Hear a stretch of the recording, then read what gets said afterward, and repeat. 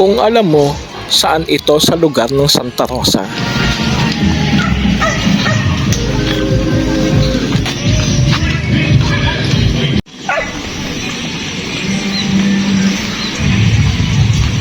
Lugar na kung saan lahat ng tao na makikita mo ay nag-eehersisyo.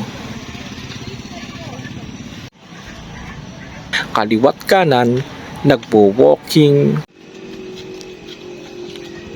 may nagja-jogging, nagba-biking,